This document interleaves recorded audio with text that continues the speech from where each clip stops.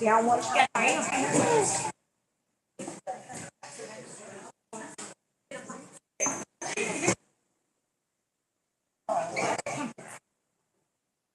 Down my.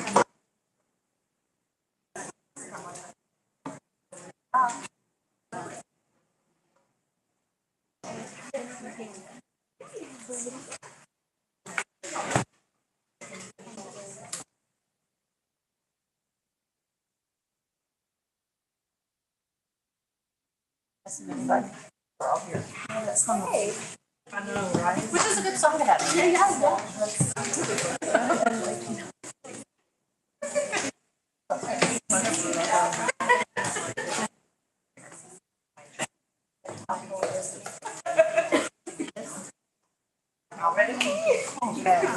Okay, let's do it.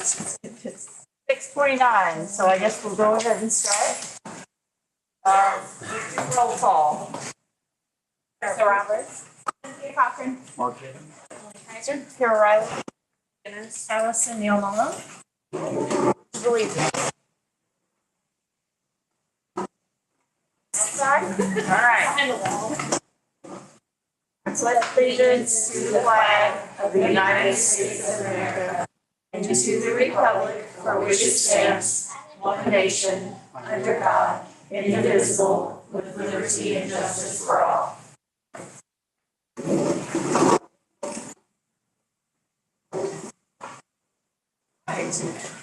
District updates. Okay, well, thank you all for being here. A couple of updates, and then I'm going to turn it over to my colleagues. You've got some papers in front of you, one of which is a new component to our app. So when Ms. Brothers comes up, she'll give you more details, but with our existing mobile app for our website, we have contracted the company Apogee to add more information for parents. And what this will also allow is for teachers and parents to text almost instantaneously, and it translates in whatever language they choose. It also, parents can log in and see your students' schedule and their teachers, and you can go right to there and communicate. It also has a link to My Payments Plus, and we talked about it a little bit before, but we are in the rollout phase of this program, and it's very exciting. An update on the lottery. So we have picked the dates, and we're going to push the advertisement out starting tomorrow, but the lottery is going to open up for next school year on the 1st of October. And then it will run until February 23rd. And then we will pull the numbers on the 29th. So we wanted to kind of get ahead of that and plan those steps out. So those are my two significant updates. And then I'm going to find my glasses, pull up. That's on our list. Here we go. I have one question about this. Yes. So it looks nice, but it seems like it may also create a lot of work for the teachers. What's the turnaround time on responding? So the great thing about this app is it goes right into their Google Classroom, so there's no additional work. So as far as the communication, I mean, they will see the notice on their phone on the app part. They'll see, that they've gotten a message received, and I can think on their availability, their response. So it's not going to be immediate because they're in the middle of teaching class, but teachers have the access to communicate with parents in a way that they haven't ever before and not on their personal device. So the school number will show up as the number the text is coming from. And so they're able to have a communication method that's a little bit more quicker. They can send photos, like if the student's doing something, they can put in listservs or a group of people, or like if a certain group is working together and they want to notify those parents. So we're learning all of the bells and whistles of this program, but what it is going to do is add one more layer of possible communication out as a way we can communicate. Teachers can communicate with their But do we also have safety measures on this as far as like monitoring, like we would any other tech on our student computer? We can ask about the layers of security, but this is run through our Grillshare, through our actual website developer company. So I haven't had any, well, we can definitely find out more secure, maybe Ms. Carruthers knows when she comes up. Just a thought, because I function in something like this right now. I would consider making a policy for what the turnaround time needs to be for responses. Just to make it clear to everyone, so everyone's on the same expectation page. You know, our policy is we have 48 hours to answer. And so I could see some people getting upset if they don't get an answer in 30 minutes. And other people, you know, being fine with 48 hours. So I think it's probably important to set an expectation. Yeah, that's a good point. So, and I think that's easy to do. Yeah. Okay, Ms. McDowell.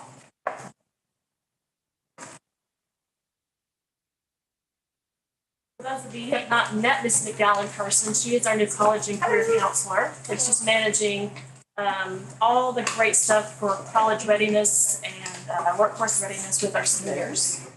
Yes, I was going to introduce her and sing her praises. She's done a great job. She walked into a non-existent program and has really just taken off with it. So excited to have her here. Yeah. So, like I said, my name is Ms. McDowell. That's what I say to the students at least. Y'all can call me Meredith. So I have started a college and career preparation program. It's College and Career Prep 101. And it's during advisory. We're doing it, meeting with all of the seniors every single week, once a week, for the rest of this semester. And then I'll do the same thing with the juniors in the spring semester. And I started this week, and it's been so much fun. The students are a blast. And if you flip to the first page of the packet that I handed you, this is a list of all of the topics that we're covering each week. This is subject to change, but right now this is my plan. So I introduced them to Maya, our new college and career learning platform, and then I went through the senior checklist with them. So basically this class is to make sure students are on schedule, they're not missing deadlines, they're aware of how financial aid works, scholarships, everything. I want to make sure that they're as prepared as possible. And then if you switch to the next page, this is a senior college checklist. I created this to make sure that students are on schedule for the application process and they're not missing anything. And then on the next page, I did the same exact thing for juniors as well. And then I might potentially make one for sophomores and freshmen as well, even though it would be a pretty small checklist. But it's still important to think about our little babies. And then on the next page, you'll see a list of all of our college fall events. So we've got Applications 101, Scholarships 101, and Financial Aid 101. Those are all going to be held by the University of Arkansas. A guy's named Gennaro, and he's amazing, and so I'm really excited. The first presentation will be next Tuesday. And then we're having our first annual college fair, which I'm really excited about, on October 2nd. I've got 12 colleges confirmed as coming so far, which is I think a high number. And I'm excited and grateful that they've agreed to come to our school. That'll be from 3 to 5 on October 2nd. And then on the next page is a list of basically when students come to me and say, hey, where can I find scholarships? This is a list where they can start. So these are the most popular search engines for scholarships. And I've been handing this out to parents and students, and then in this week in my class with students as I'm talking with them during the college and career prep class. And last but not least is a fun little graphic of the state of Arkansas with all of the state's public universities. On the back are all of the private universities. This has been really helpful in my meeting with students, particularly in helping them understand that there's more schools in the state rather than just U of A. And there's actually some great schools all throughout the state. And on the back, you'll see all of the private schools. So that is just kind of a brief intro into the class and a bunch of paper that shows what I'm doing with them. And then Amber's going to talk about an event that we held this past weekend. Yes, so I cannot sing Meredith's praises enough. She's just really taken off with this. That's exciting to see. So we had coffee with counselors this past Saturday, and although we had about 5 families come, it was really, really great to just have 5 families come, because then it gave us a chance, like one needed Meredith, one needed me, one needed Amanda, and one needed Kimberly, and so it was really, really just perfect to kind of spread out and see, answer them kind of more one-on-one, really one-on-one. So I think it was great. We had snacks and bagels and coffee and stuff. So, and then we had just kind of a really light agenda of just question and answers, and then kind of just really one-on-one table talk with the family. So it was really, really nice. Awesome. So I am holding student and parent meetings. The best way that students can sign up for those meetings is through the QR code that we've got floating around the buildings, or the QR code and link in the signature of my email as well. I'm finding the kids are finding it, and appointments are popping up on my calendar all the time. And so I've been having a blast meeting with the students one-on-one, and then I'll be able to kind of meet the masses, if you will, with this senior college and career prep class. And then something that I am particularly excited about, probably too excited about, is this college pennant teacher wall. So I surveyed all of the high school staff and teachers and asked them where they went to college. And then the digital media class is actually creating pennants for each college. And then I'm going to create an art installation, kind of like a wave of all of the college pennants with like little name tags of the name of the person, the degree they got, and the major that they got. So I think it's going to help in creating a college going culture, and it'll just look really cute. Also, what she didn't say, this is kind of off script, is that eventually, and kind of in the process too, is us creating a United States map, and then the seniors come down once they've committed to that particular college and marking it somehow. We've kind of talked with Erin about it. We've kind of brainstormed and seen other schools, maybe magnetic somewhere that other students can't touch, but then they can go up there and kind of pin or put their magnet where they're going too. So that's kind of in the mix too. So Art visuals, yes. Yeah. The community service is a big deal right now. So we are kind of trying to get a jump on it.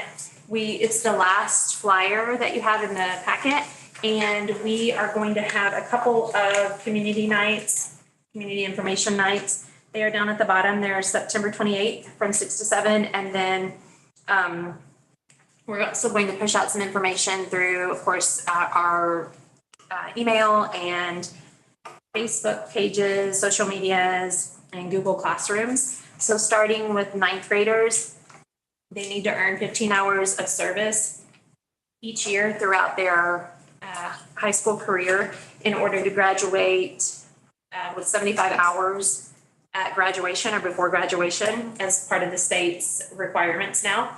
We've added justserve.org for those opportunities. I don't know if you've ever been there, but it's easy.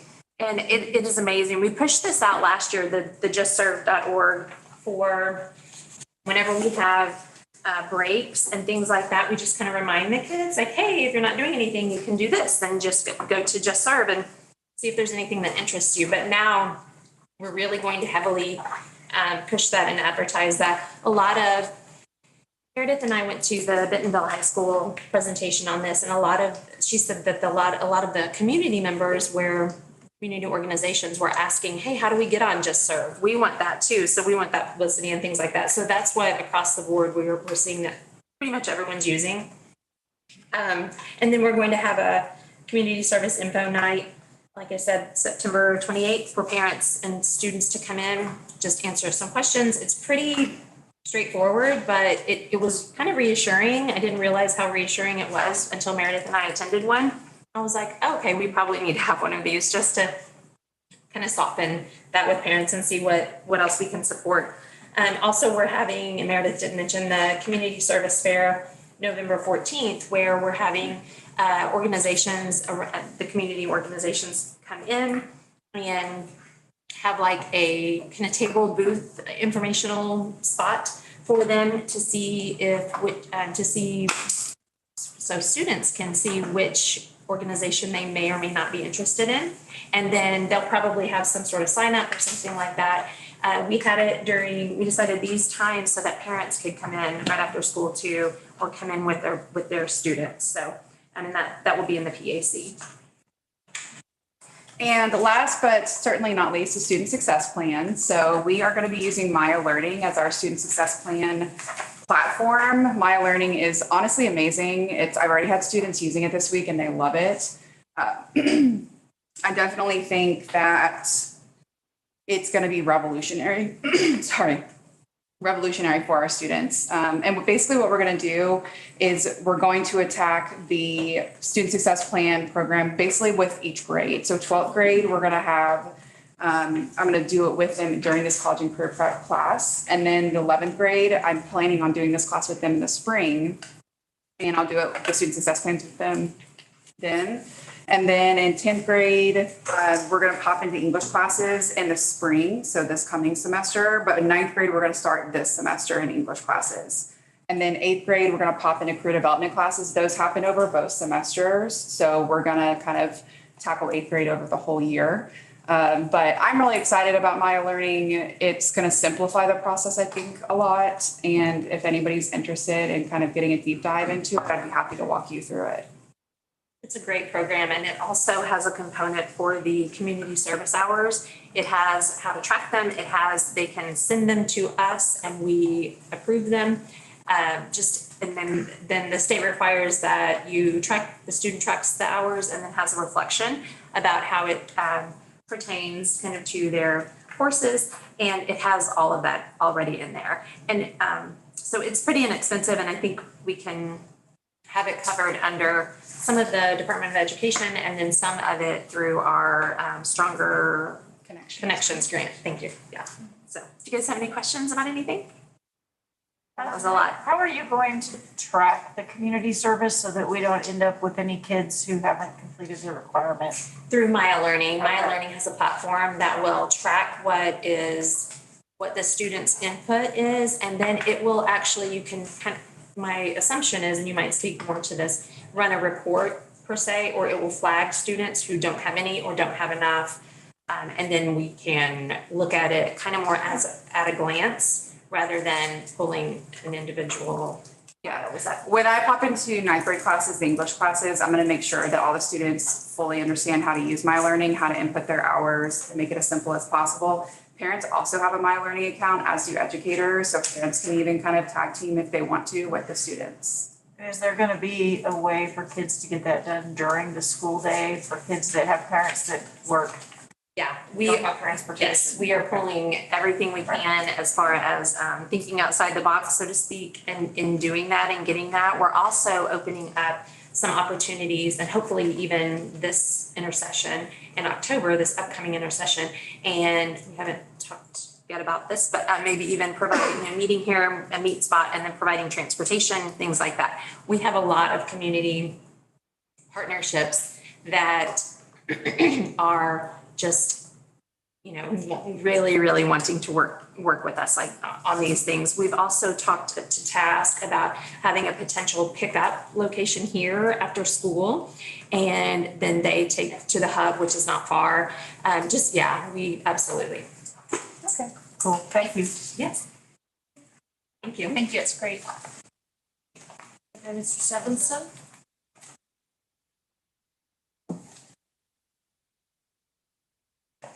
Hi, my name is Ty Stephenson, and I'm the ESOL and Migrant Services Coordinator, K-12 at our district.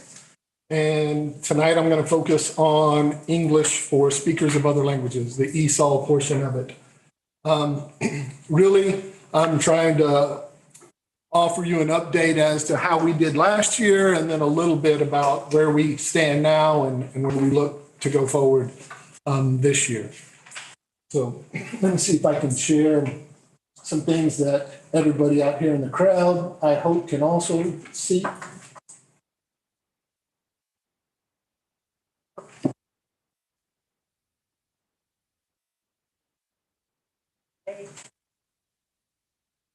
Okay, so you have that packet in front of you, and then you out here can hopefully see what I share as well.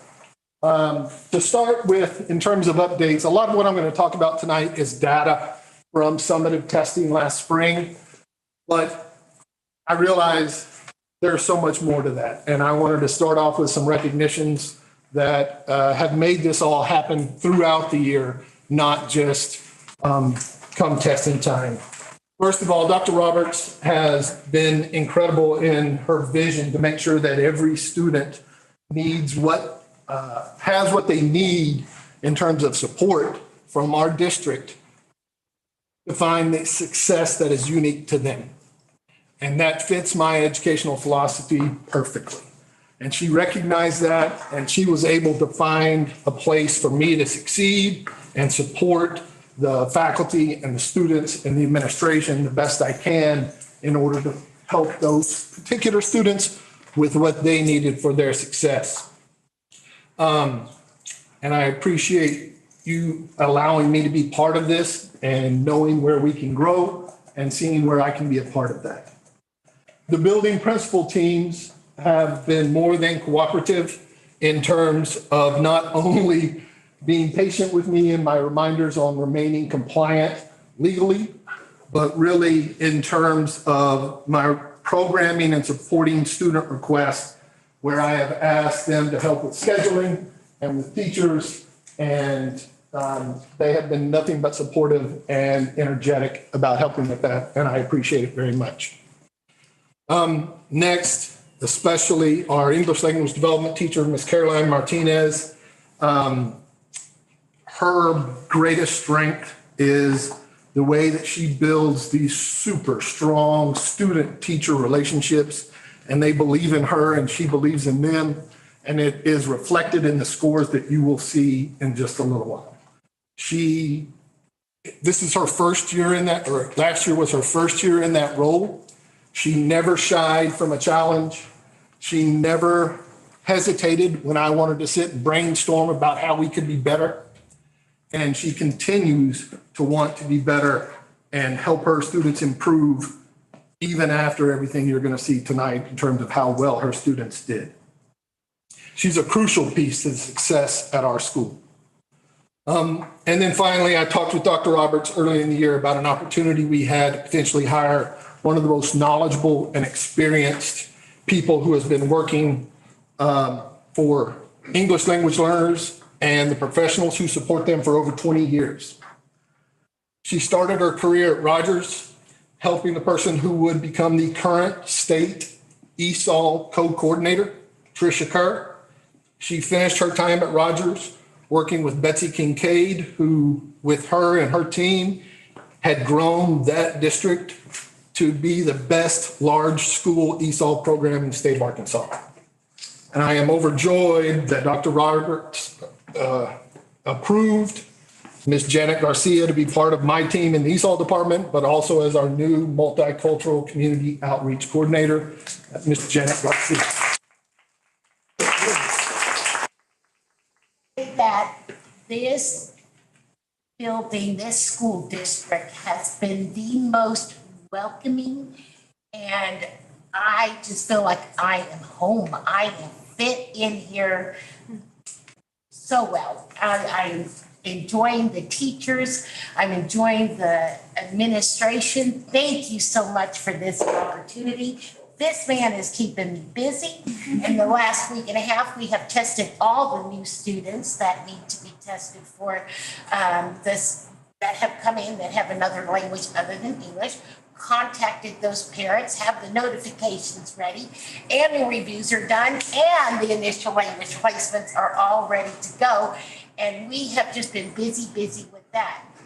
And the staff over here, Mel and Amber, they are all keeping me busy, and Aaron and Amy with translations and calling parents and sending emails. I am enjoying this so much because I feel like I'm able to shine in this position, and I want to thank you all for this opportunity. I can't wait to start the community outreach more. We're going to start that Saturday when I'm really going to be out there, and Thursday with our Arts on the Bricks. So I'm excited about trying to find families, talk to them, speak to them, get them to learn about this school district and how we can improve their kids and help their kids grow through everything that this district has to offer.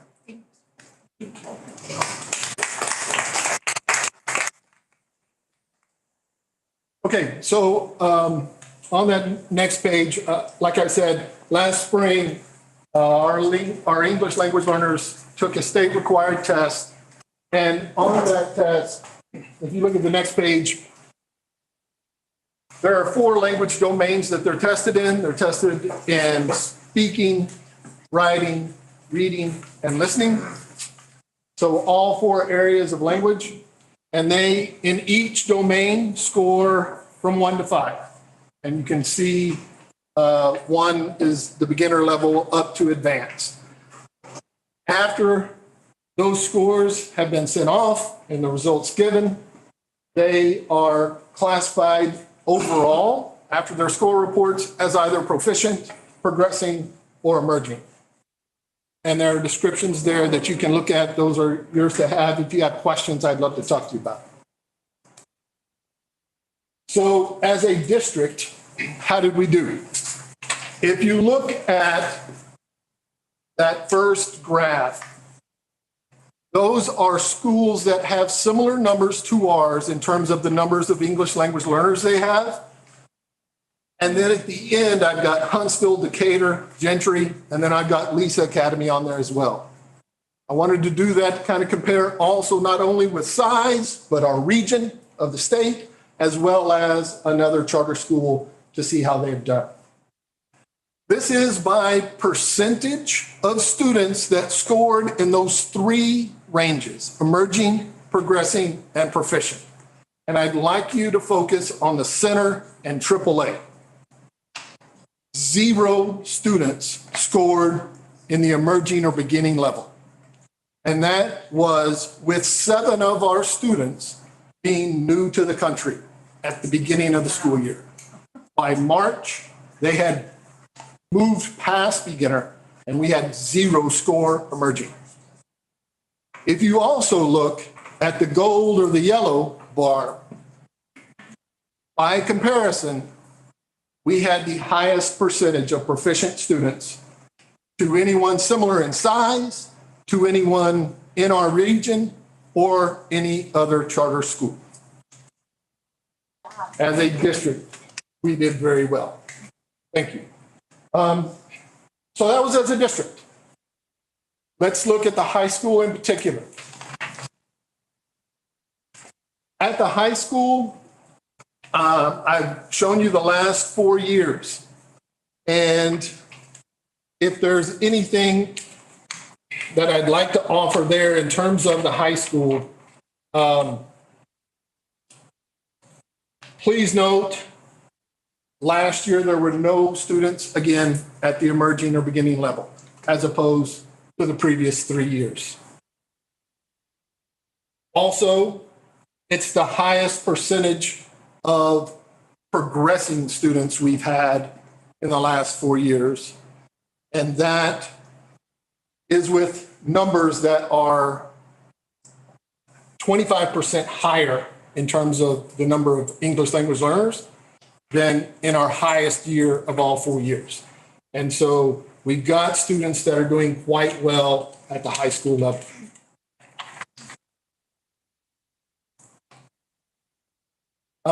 On the next page are comparisons between 21-22 and 22-23. If you look, there was improvement in almost all 3 areas, but the improvement in reading was more than 10% growth, which we are extremely proud of. Also, the average listening score, if you note, is also now 4, which is early advanced and allows students, if they can score that well in the other areas, to move to proficient. This is also something we're extremely proud of, that we continue to grow even in areas where we're already scoring high. And then finally, I wanted to give you a little bit in the high school in terms of the number of students that took our exam. Of all the students who took those, 14% scored proficient, And when you compare that with the state of Arkansas gives that data by grade. In seventh grade, 25% of our seventh graders scored proficient, and that's with a newcomer included. At the state level, seventh graders, 8% scored proficient. In the eighth grade, we had almost 29% score proficient, the state 6%. 9-12, we were quite a bit lower than the rest of the state. We were at about 6%. But more than 35% of our students who tested 9-12 were newcomers to the country. And they did not test beginning, or they did not score as a beginner. They scored at least progressive. So no, they didn't score proficient in 9 months, but we're proud of how they did, and we know the challenges they faced. Another place we're proud is at the bottom.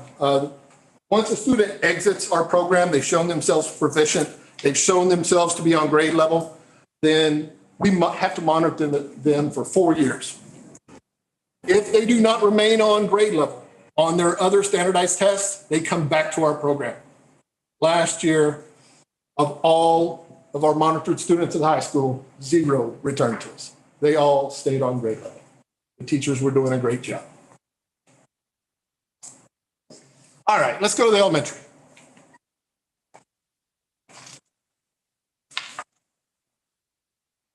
At the elementary, the first that I have for you, if you look at the numbers, we have steadily increased all the way through COVID our numbers at the elementary in terms of our English language learners. And we are proud of this, and we want more of this.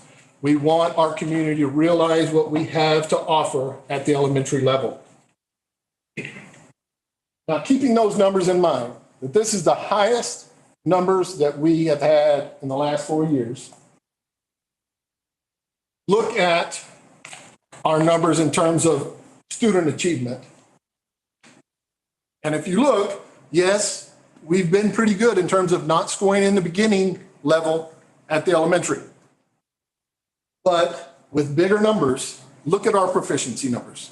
Our proficiency numbers at the elementary are the highest they've ever been. Tom, what do we do? What determines this initial test? Is it our home language survey? Home language survey will determine whether is one of the pieces in terms of whether we will screen them to see if they are an English language learner or not. There are a couple of other pieces that we consider. There's a verification form if we have other concerns, but for the most part, it is our home language survey. All right. So we're doing quite well overall. Highest we've been in terms of proficiency. Here it is per domain, 21-22 versus 22-23. Red is spring of 23, all improving in all areas. This is significant in many ways. First of all, if you look at listening, it's well into early advanced. It's not just at a 4. The average score was well into early advanced for listening. That is amazing. The average speaking score basically rose to early advanced level as well. This is significant because of our new programming, which allows our teacher, Ms. Martinez, to focus on that aspect of English language development in her class.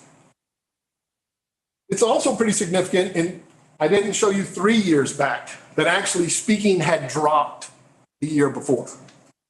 And last year, it jumps back up and actually passed the previous year.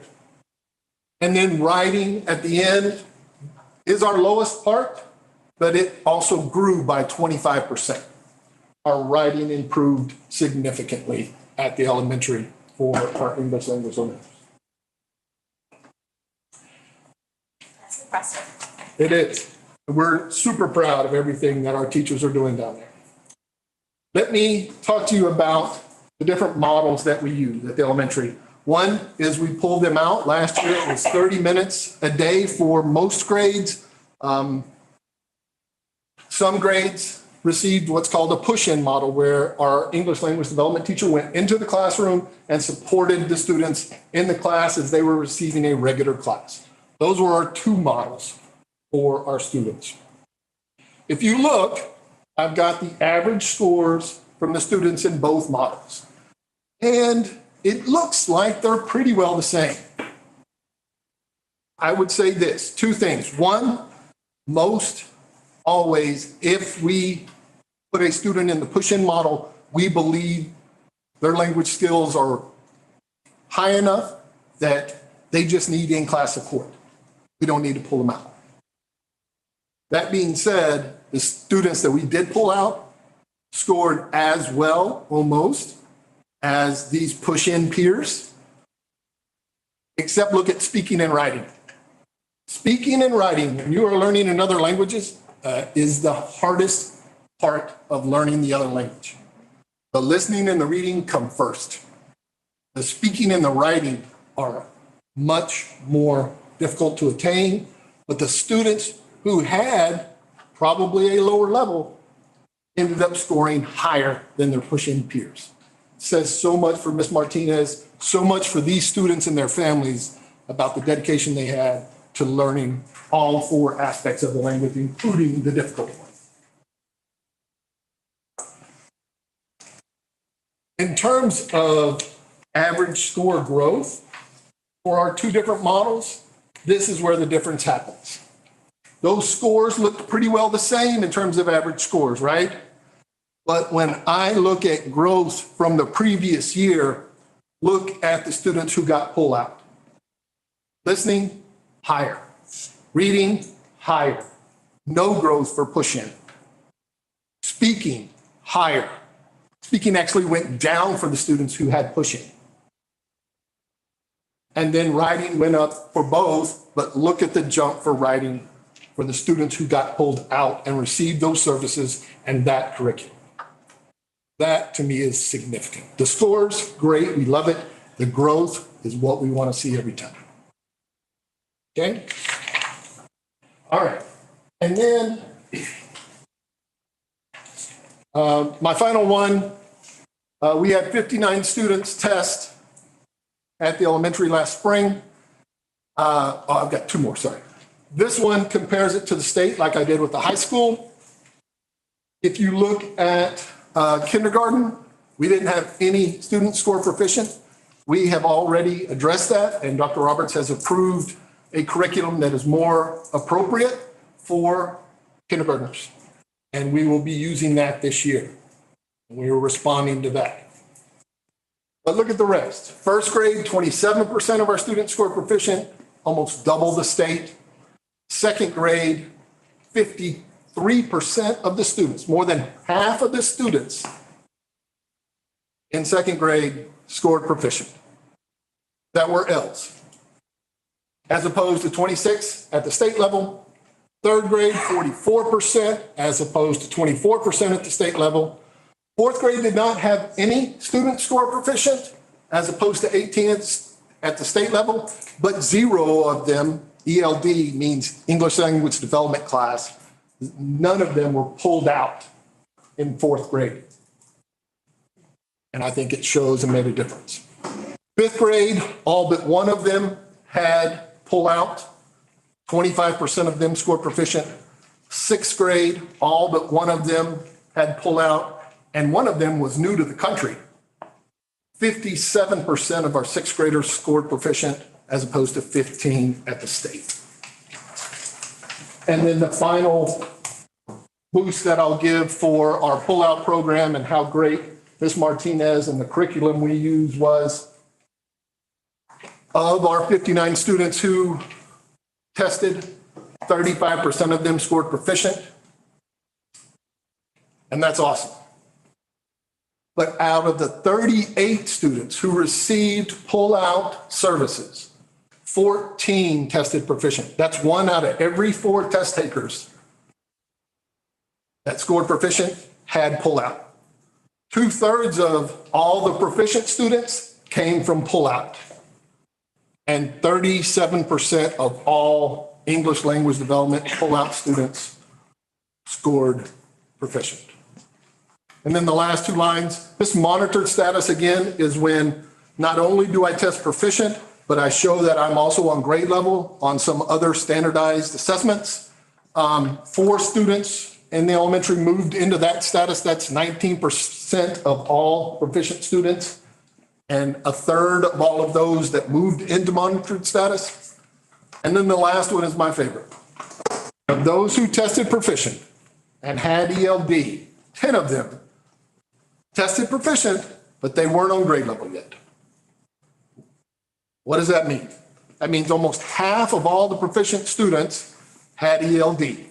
They may not have scored on grade level, but they scored proficient because of their services, our teacher, and that curriculum. No other students that we tested scored proficient in waiting unless they were in ELD.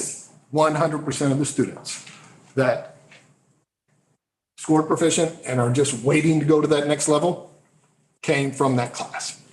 And so I hope just this data, I know it's a lot of numbers and it's a lot of graphs to look at.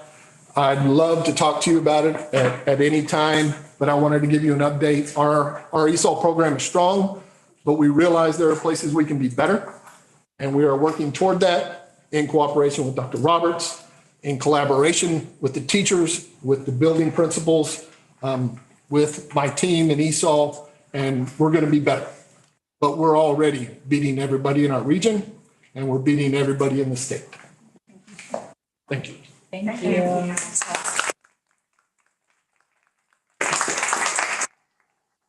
I just had a quick question. Is there Sure. a way to celebrate these wins with the families and the students? Because the team has been doing our hard work and it sounds like students and families are too. That's a great question. Part of my carrot last year was I told the students that if they improved from the previous year, not scored proficient, you just improved your scores from previous year, we'd give them food. And so we're gonna provide a catered meal that will invite their parents in and also celebrate these same kind of things with them. Dr. Roberts has already encouraged it. And so we'll be doing that within the next couple of weeks, actually. And if there's an opportunity for the board so we can come and congratulate and share in that success, we'd love to. Yes. And nighttime's better than day then, in terms of when I. Let us You, know. yeah, Okay. whatever works. All right. Figure it out. I just quick shout out to you and your team. A big thank you for not only all that you're doing. I mean, these scores are amazing. I think you're a little underselling it. Like you're doing an excellent job. We're very proud. But also I know how hard your team's working to reach out to our community and let them know that we have an amazing ESOL program here and please come, and we want to grow our community. So I know you're working really hard to do that outreach as well, and we really appreciate the work you're doing there to grow. And that was, To grow our community. Dr. Roberts understood that immediately when I talked to her and said, we could just have more help in the ESOL department in this area. She said, we need that district wide anyway. And when she brought Janet in, part of it is my belief in our mission and who we are as a school. The integration of the arts into their learning for language learners, it's nothing but good. It's nothing but good. And so you're right. We need to convince people we've got an amazing ESOL program, and the arts integration is just going to add beauty to that piece. And so any ideas and thoughts you might have on that, we're definitely open to that. And if you let us know, I'd sure appreciate it. That's our time. We're going to pass it on. So we can move on. say something? No. You got to hold it. Okay. I'll tell you after. There you go. There you go.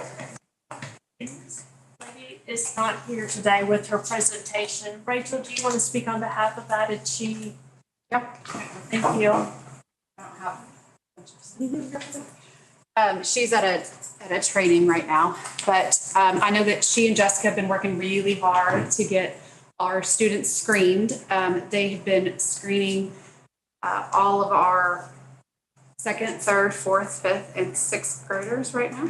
And, or sorry, not second yet, second, Second's gonna happen towards the end of the year. We're gonna, because that's what we're gonna do every single year is we'll screen all second graders in practice. But they have been identifying kids that need further testing to see if they will qualify to be in Charis. And they've been sending letters home to families. With the parent surveys, they've been sending letters or surveys to the teachers, and then they're getting those other tests given. So they have been working really hard to get the program up and running. So I'm really excited. And they also have an open house tonight, I believe on the 29th. On our parent-teacher conference, they're kind of having open house. So any parents that are interested as they're coming into parent-teacher conferences, they can meet with Jessica and Edie and talk about just kind of what the program is and what's happening with it. So thank you.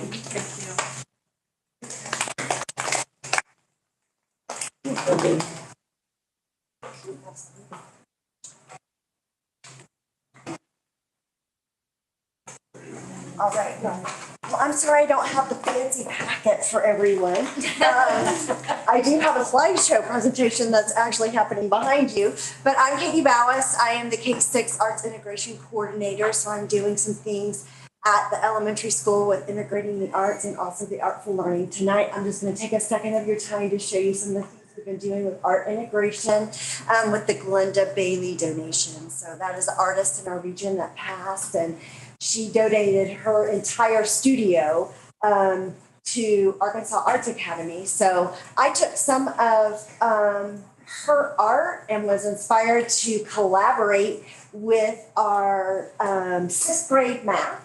And we did a project with sixth grade discussing mandalas. And I spent 3 days with all of our sixth graders and Mr. Lennon doing an arts integration project where we looked at mandalas. We found the math there, and the students learned art vocabulary. They learned math vocabulary. We had math lessons, and then we tied it into art lessons, and the end product was for our students to create mandalas. So this is an activity where I showed the artist studio that we put together for them to work from, and we divided it up where we took mandalas actually made by a master gardener, and they took their protractors, and we reminded ourselves how to use protractors and find angles and degrees. We talked about radial symmetry, and we talked about regular symmetry, and then we gave them a circle to do a inspired drawing where they used what they learned with the math vocabulary to plan things out when they did flowers. And then these are the projects that they created that are on display for us at Arkansas Arts Academy on the elementary campus. These are on display, and her husband and family are going to come them. They're going to come and look at the display. And this was, I calculated about $850 worth of just the flowers that we used for this. And the children were so respectful of the supplies that they were given. And I think at first they were a little annoyed at me because they're like, why are we talking math? And what is this going to do? Anything. And by the time we got to Friday, you could really hear a pin drop. Like they were really engaged and meaningfully creating their mandalas as well as meaningfully using the supplies, and they were all very much wanting to meet her husband when he comes in, and we're just so thankful for these supplies that have been donated to us to really do arts integration. And then I'm just thankful I could be here and be a part of it and design some of this for you guys, and thank you for allowing me to be here. And this is just a drop in the bucket in what we're going to be doing this year. I just wanted to give you a little snippet. So Thank you.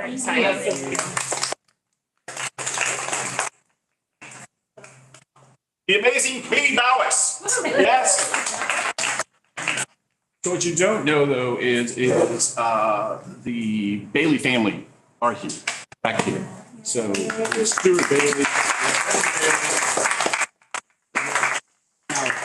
That have been here, and I wanted to make sure that they had the opportunity to kind of have a little sneak peek of exactly what has been going on, because this donation has been incredible. And I'll talk a little bit more about that in just a minute. But we'll go with a few things that are going on with our community and our teachers and all that we've done. So a couple of weeks ago, the Crystal Bridges was celebrated the independence of Ukraine, the anniversary of it. And they asked if both myself and Dr. Patrick Salings would come back and talk about some of these things. And of course, he played on the bandura. It was an amazing event. We had lots of people show up, and of course, Hugs from Friends was there. We had a nice panel. It was a very, very powerful evening.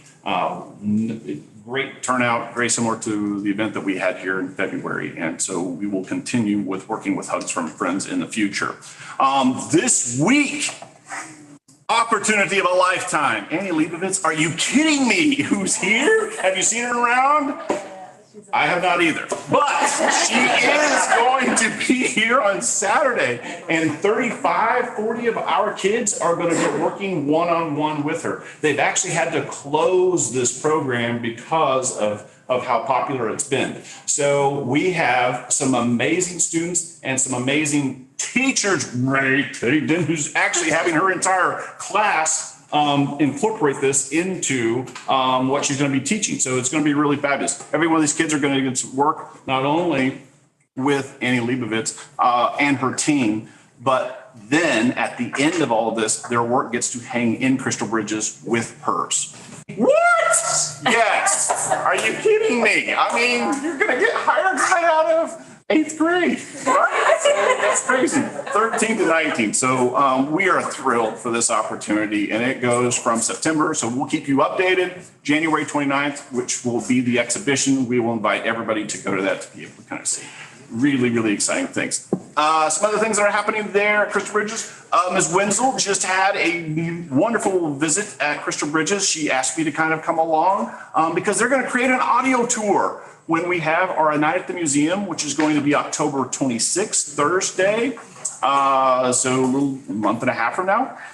Instead of her class being in front of the objects, they came up with this concept of like, what if we did an audio tour and have QR codes? And it was her sneaky way of saying, we're going to talk about more art.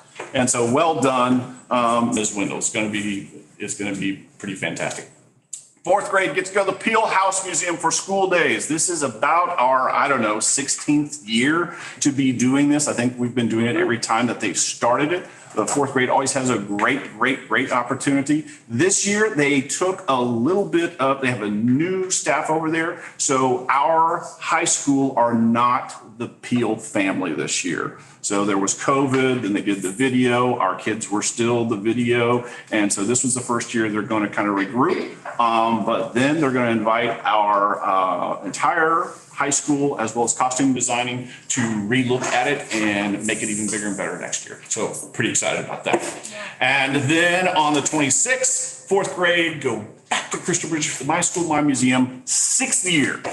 This is our partnership. Nobody else has this type of program. It's pretty phenomenal. We have 3 new teachers to this 4th grade program. They're going to be a part of it. And they've already just amazed Crystal Bridges. So we're going to have a wonderful kind of conversation on the 26th. So we'll look forward to that. And then, of course, we're going to kick off the National Hispanic Heritage Month this week at Art on the Bricks. If you have a chance, this is Thursday, right downtown. The second Thursday every month, there's always something. And here we have Ms. Lourdes Valverde's Spanish classes. She is already set up in the former B list, or it used to be Hapa's building. That's getting ready to be a new restaurant. I don't remember the name. So it doesn't really matter because it's going to be all of her stuff that's going to be in it. So Thursday, you can go over there, and she is going to have all of these wonderful displays. 8 different countries are going to be represented. She has individuals from each one, and the students have worked really hard on this displays. And so it'd be great to kind of go visit. And then Dr. Patrick Salins, you heard a little bit from Carlos Santana, right? So you're going to be able to hear that and more there on the turntable stage at the Frisco Plaza. That'll be happening that evening as well. And then you can go over to the Experimental House, the Artists of Northwest Arkansas. They have a display. There's a few of us that are on staff that are visual artists. Will have our work there as well. So you can kind of do that. But then on Saturday, Janet, I would invite you to get up here and talk about, but I know what would happen. So you need to show up on Saturday and visit Janet, because she is going to have a booth for Arkansas Arts Academy. And so the entire downtown is also going to be kicking off all types of things. There's food, there's all different kinds of things that are going to be going on. It's going to be wonderful. And we're going to kind of continue this on throughout until we get to El Dia de los Muertos. And we'll update you next month on that. But before that, September 23rd, put it on your calendar, Tinkerfest. It is amazing. So we have 3 educators and we have 7 kids that are all volunteering, and it is going for those hours that you talked about, counselor. So I'm very, very excited about that. You probably came in and saw the dragon, right? So Mindy Porter called me and said, hey, would you all be interested in sponsoring? I know you've done Scribblebots in the past. You've also done this sort of things. Can you think of anything else? I don't know. Something creative. And so I did a FaceTime with her and I had the dragon in the background. I don't know what we could do. She goes, oh my gosh, a cardboard creation challenge. So we are going to have the dragon as a backdrop and all the kids are going to show the public how to make a world around that particular dragon. It's going to be pretty amazing. We'll do all different kinds of things. We've already got kids that are starting little things. Stephen Carpenter is going to make a castle, but he's not going to finish it because we want the public to kind of finish it. So it's going to be wonderful. So come on out and join us. It goes from 8:30 to 5 p.m. Oh, that says 10 a.m. I think that's wrong.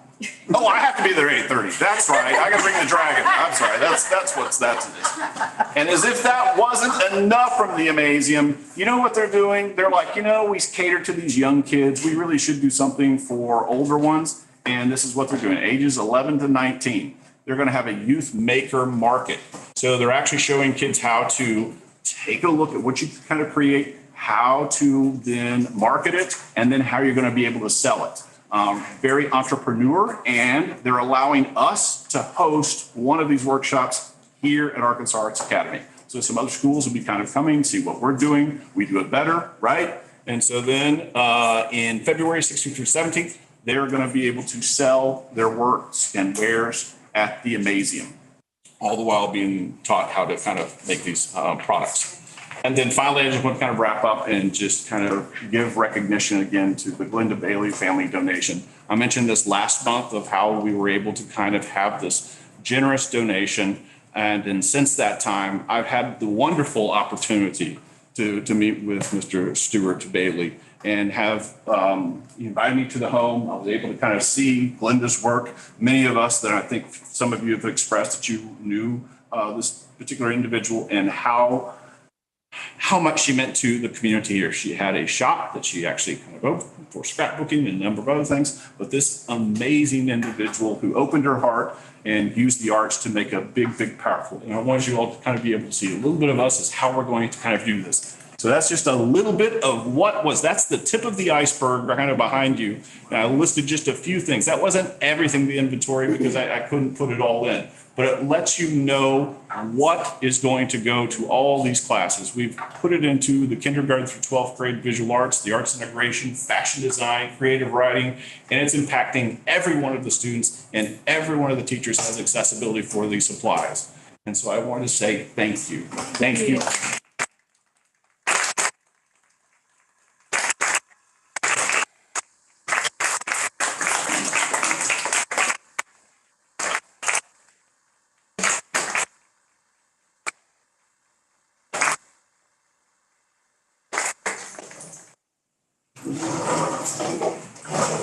Riley, I'd like to make a motion to see if we could move Rue up now since she has her dog with her. Oh, sure. I'd like to go ahead. Yeah, we're gonna have you come up, so you don't have to wait for the very end. Okay, thank you. I am Rue. I'm the founder of Rue's World After School Care and Summer Camp. And I met with Dr. Roberts, and I would like to bring after school care to the elementary level to Arkansas Arts Academy. Allison has had her child with me before in the past, way long ago. We provide a safe environment. We focus on social and emotional learning. And then in summer camp, we provide experiences unlike any other camp around here. We travel everywhere, Tulsa, Springfield, Kansas City. If there's something to do or something to see, we're out there doing it. I believe kids deserve the opportunity to see what's out there so they can see, I go for kids that need to break generational cycles. That's who's in my program. And so if we expose them to everything that's out there, then they can see that there's other things different in other ways of living life. And so I guess that's it. So this would be on our, she gave us some background. So the this would proposal would be on elementary campus. It would be for the students after school from 3:30 to, We can stay open till 6:30 is, as late as I would like to go, 6:30. And then we also have buses, so we can also offer transportation. I spoke with the principal and assistant about that, possibly seeing what that would look like. And because I know you guys serve an outer region, and so maybe we have a drop-off point, because I do that now for the kids that are in my programs already. And we'll deliver to Southwest Rogers, because the main facility I have is in, it's way far from Southwest Rogers. And so we deliver kids there, and it makes it easier on parents. Also, within our program, I forgot to mention, we have, I call it a school within a school.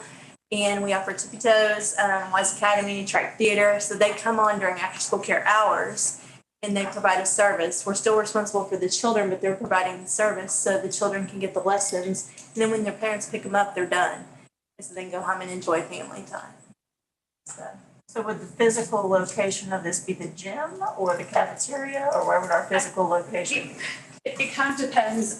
Rue and I kind of walked the building and talked about different possibilities, and some of it depends on the state, because the state will come and tour the building and kind of talk about what's best, what they will approve. And we also have a whole lot of doors.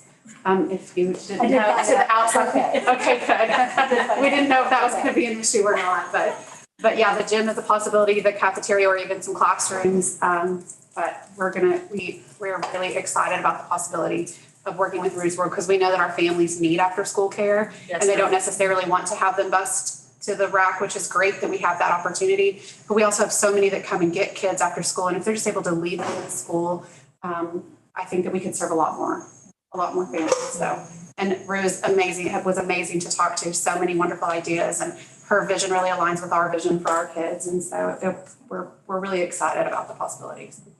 What's your teacher to student ratio? Currently, we do 2 teachers to 12 children. Okay. So we have a very low ratio. I focus on the child. I'm not in it for anything else except for the child. And so pretty much everything our program makes goes right back into the children. Because it's child-centered. That's my heart, and that's what I'm about. Also, this is Espen. She's not my therapy dog. She's one of 3 therapy dogs that Rue's World has. In watching children that are challenging or have behavioral needs, I created an Art of Giving summer camp. And so those are my older kids. They go out and they do community projects around the community. And one of the projects they would do would be to go to the animal shelter. And those kids, their behaviors would change, their whole being would change. And so I was like, well, let's try therapy dogs and let's see how that works. When she walks into the center, the children change.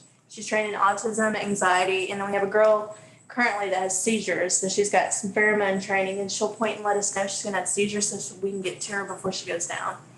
The other 2 dogs, they're great. They're not as good as her. They're getting there. She's the older one, so she's getting there. So my hope is to have a dog specific for each location that we're at. She goes on field trips, she rides buses, she actually goes into other schools. We've been called to come in and work in behavior rooms and different stuff. And so she's great with kids. We've had kids that have been upset, she'll walk in the room and they're completely calm. Or she'll go to them. You saw her putting her head on my thigh. It's because I'm nervous. I don't do well speaking in front of adults. Kids, I knock it out of the balls. She can sense my nervousness. She does that in the center. She'll go walk in, or she'll see a kid will come in and they'll be upset, or they'll just be anxious and she'll put their head on their thigh. So even if we don't see it or we can't sense it, she lets us know so that we can act appropriately with them. So I instantly knew this was going to be a fantastic opportunity for our students. Well, not only for the after-school care and the non-screen time after school, but just her approach to the arts approach, the social emotional, and just looking at students' well-being. In addition, we have got a situation with our transfer kids. We've got 65 kids that come over here every day after school and wait for pickup here, which is not sustainable. They come over in the 3:45, sometimes 3:40, and then staff has got to manage them and also figure out a dismissal program that keeps them safe. So this will eliminate that. And just also just give other opportunities for kids to socialize and grow and learn together outside of the school day. So I think it's a great opportunity. So Do you need us to vote? From us? I just need a vote that you guys approve. I move that we approve the after school program from Rose that we can present. A second. All right, all in favor? Aye. Anybody opposed? All right, thank you.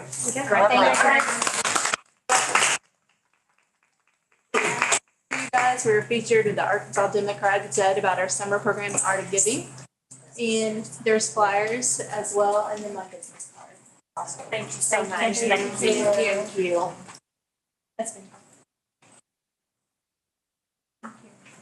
Elementary and high school updates?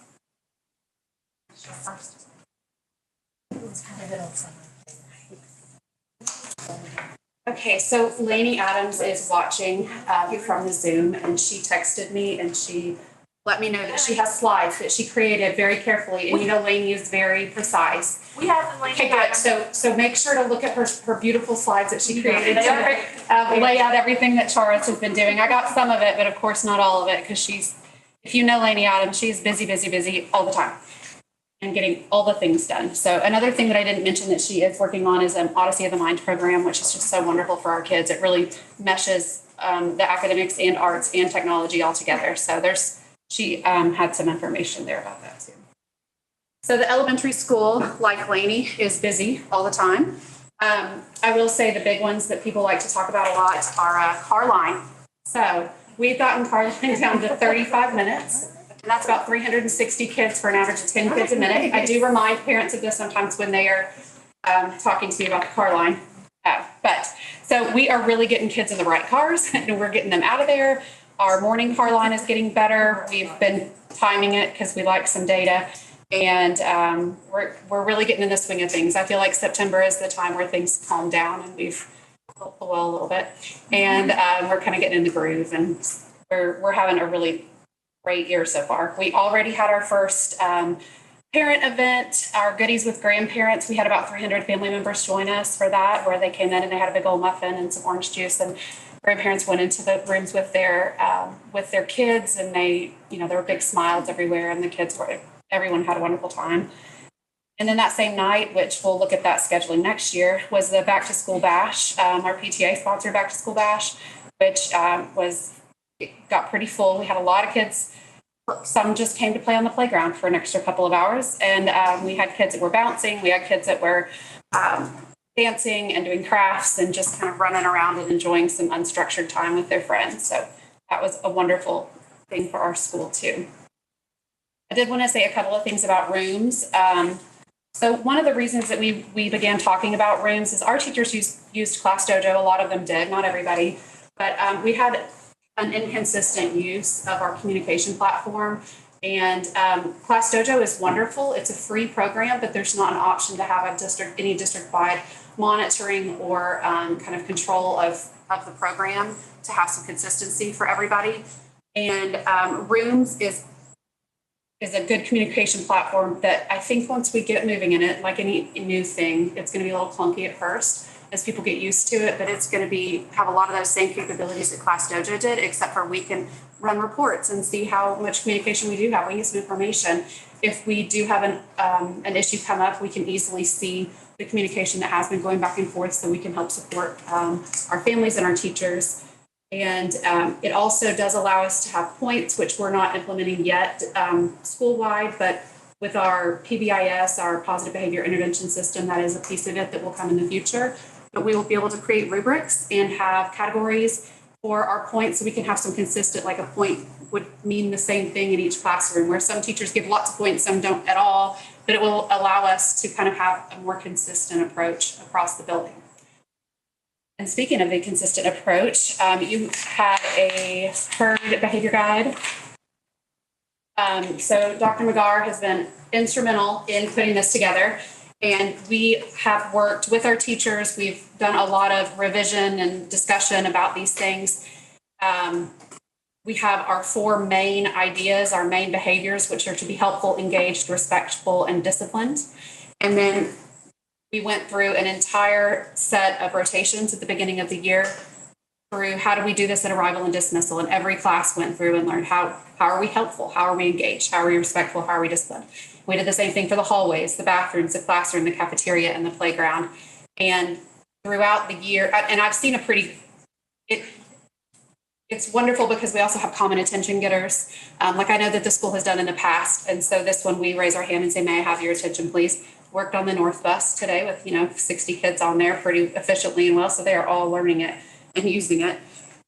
We are using some of the time that we have in a skills period that we have each day. We will be rolling out some lessons that teachers can do to kind of remind students because they need a reminder every once in a while on, remember, these are the ways that we behave on these pieces. This also gives us an opportunity when we have kids that come to us for discipline and kids that teachers have to have discussions with for discipline. We have a place to talk from. We can say, well, okay, so in the hallways, were you being respectful? Were you being disciplined? What does that look like? And so we can treat behavior like we do academic intervention. And that's the purpose of the PBIS. We can actually talk about, okay, if you weren't behaving, then our first assumption is maybe you do not understand how to behave. So we're gonna discuss it. We might model it. We're gonna do some other things, kind of like a tier 2 intervention. We can move to tier 3 interventions as well if we need to for some kids that might have some particular difficulties. But it really gives us a nice consistency for our building. And we're just at the very, very beginning stages of it. But we've got a plan to kind of deepen and further it so that we can have a really good, consistent behavior plan. We also have, let's see what else is going on. Our Arts Bridge pilot program, did we talk about that yet? Is Amy even here? No. Okay. So we have the Arts Bridge pilot program. Information went home today on our Tuesday folders about that. That is for open to 5th, 6th, and 7th graders who are interested in coming in early to school, like quite early, like 7 and 15. To have an extra kind of intensive period of either dance or choir. We're only offering those 2 right now because we're kind of piloting and we want to see how that's going to go. If it's a successful program, then we definitely want to expand. At the beginning, we are going to have auditions, and on September the 18th, our dance is going to be focusing mainly on ballet and modern dance, and then we'll have the choir as well. We do have a limit of 14 kids for our 5th and 6th graders so that we can bring our activity bus and get those kids, not home, but homeschool back to the elementary school by 8:15 each day, which is after the start time of school, but we have scheduled our 5th and 6th grade homeroom time, advisory time, and a recess for 6th grade in there so that they're not missing any core instruction time during the transition. But so you'll see some information if you have elementary kids coming home about that today. And our goal is to start that on October the 23rd. We have a couple of different teachers that will be instructors in the program. And I think we do kind of have a little bit of an update. I am not sure if we've talked about it yet, but Ms. Shover has been working really hard for the last 1.5 years, 2 years to get some more therapists in our building. And so we have a therapist from Chenal and a therapist from Water's Edge Therapy that are both in our building and have spaces. Our Chenal therapist is here every day, and they're providing services to our families. One of them accepts Medicaid, and the other one accepts private insurances. And we have had a lot of interest from our families. It's really helping our families not have to check kids out and lose a lot of academic time to go to a therapy appointment. It's also allowing access to therapy for families that did not have it. And we're really excited about the program, and we feel like it's growing already. Ms. Shover also has an intern who is getting her master's degree in counseling, who is working with some of our students in groups. She has some lunch bunches she's setting up, and then some other little rotating groups to work on social emotional skills. And for some of our kids that are just naturally more shy, that may need a little bit of help kind of getting, feeling more comfortable in the school, feeling more comfortable with other groups of people and getting to know some of their other friends, some other people that they may not know yet. And the other thing that we've been working really hard on, and I say we, it's really Dr. McGuire has been working like crazy on getting all of our 504 and IEP information. All of our accommodation modifications are now in eSchool, so that when our teachers are able, when they pull up their classes, they can immediately see the kids. We've always been able to see if they have a 504 or IEP, but we didn't know what was on it unless we went somewhere else to find the information, and sometimes that was difficult to do. So now they can click on the notification and it lists their accommodations and modifications right there, so they can see it immediately. It also eliminates the need to have a bunch of paper printouts that do kind of pose a privacy risk as well. To have all of that, we have to keep it in, there's all these rules about keeping up with those. And so it's nice to have the ability to access all of that immediately. She's also been working really hard to organize all of our 504s. We've kind of taken over 504s at the building. We have a lot of students with 504 plans, and she's able to provide, she's working on getting transfer conferences going. We've been making sure that we have our data is clear so we can really track what we need to do for 504 so that nothing falls through the cracks. So there's been a lot of work on that. And then I guess the last thing I'll say is we are getting our dyslexia team has been screening all of our students that were receiving dyslexia services at the end of last year. And then next week, we will have our screener through iReady, which will tell us any kids that need to be further screened from the entire school, because it actually does give us an indicator for all of our students if they need further testing. So they've got the existing kids, and then they're working on the new kids as well. And they have their schedule ready to go, and they were pulling out kids today to work with them during small group time. And every single kid with dyslexia that they are with characteristics of dyslexia that they are working with is pulled out only during that small group, so they're not missing any academic time. And last year that was a concern that we had, because we had kids that were missing ELA instruction to get dyslexia support, or missing math instruction here and there. So now they're just getting intervention during intervention time. So we are excited to get that, to continue getting that moving and to start to see some growth with our students. So that's all I have. Do y'all have any questions? Sounds great. Thanks so much. Thank you.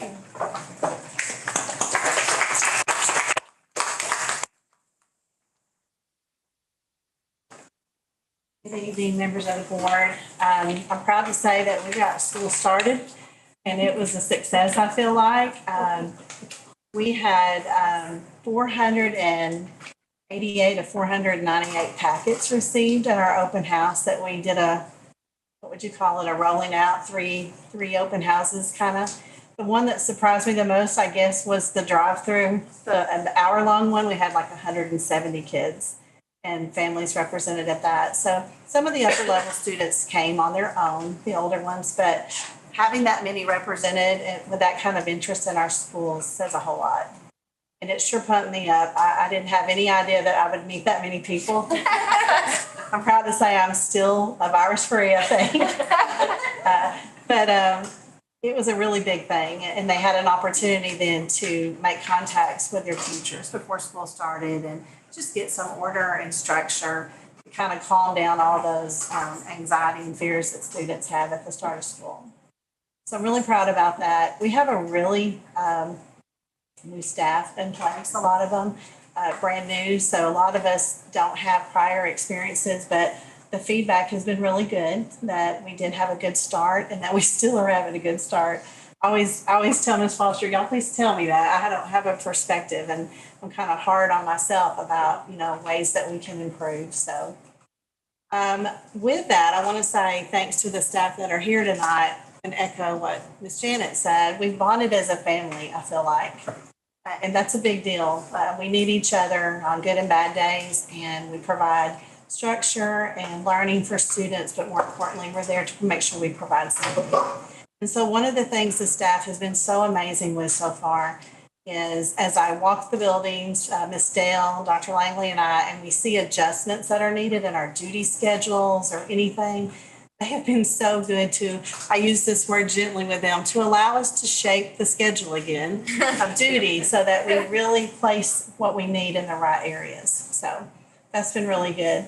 I want to share a little handout with you, and Dr. Roberts, I want to borrow yours if you don't mind, till the very end. Go ahead. I want to talk to you about one of the great things that I found when I got here was the 8-period day, which is really 9 when you count the advisory, and how we used our day to be able to have a condensed year as well as an alternative calendar for our students.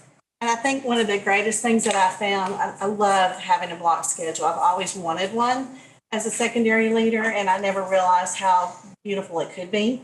And so it provides a really good opportunity to engage students deeper in the learning. I think that is like a huge thing. And the opportunities that I get when I do go visit classrooms are amazing, what I'm seeing in our school system. The advisory is still shaping. I'm going to use that word again. It's still being shaped. But one of the things that we want to do echoes what Ms. Carruthers said, is we want to make sure that we protect core instructional time. And we have some amazing amount of core instructional time in our block schedule with Fast Fridays, even on Friday.